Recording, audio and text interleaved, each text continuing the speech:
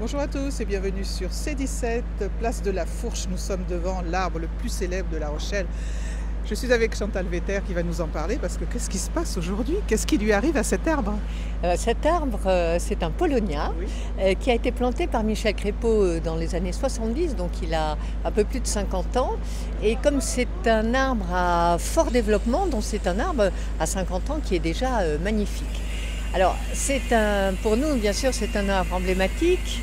Il y a un côté sentimental, bon, planté par Michel Crépeau. C'est aussi un arbre qui ponctue magnifiquement la place ici. C'est un arbre où beaucoup de gens aiment s'y retrouver. Il y a beaucoup d'étudiants, beaucoup de touristes qui d'ailleurs photographient l'arbre.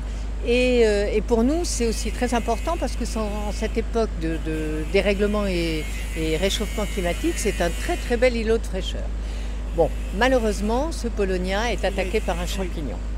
Donc, il a été, on peut dire, ausculté par nos experts. Et ce champignon est un champignon vraiment très invasif. Et depuis plusieurs années, on le surveille. Et s'est posé la question, faut-il l'abattre? Parce que nous, notre premier souci, c'est la sécurité du public. Bien sûr, il n'est pas question d'avoir un arbre dangereux qui reste en ville.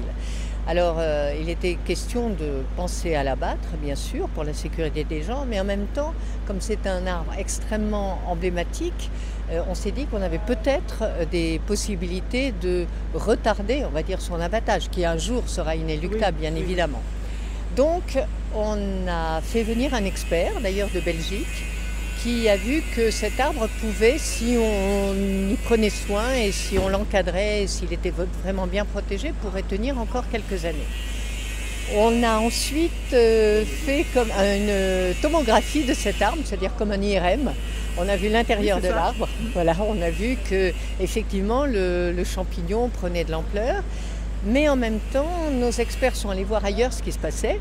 Ils ont vu par exemple qu'à Hendaye, il y avait un arbre, c'était pas un Paulownia, mais c'était un pin qui avait été étayé pour qu'il puisse continuer à vivre encore, d'abord pour le bien de la population, pour aussi qu'on l'accompagne et qu'on accompagne cet arbre jusqu'à sa fin de vie. Alors cet étayage, il est très spécial. C'est pas un étayage habituel, c'est un étayage qui permet à l'arbre, puisqu'on a fait des tests de traction, de force, hein, c'est un étayage qui permet à l'arbre, comment on peut dire, de respirer, de vibrer. Et donc on encercle l'arbre, comme vous le voyez là, avec ses étais, et ça permettra au moins, on espère au moins 5 ans, sinon 10, que l'arbre puisse continuer à rendre du bonheur aux gens.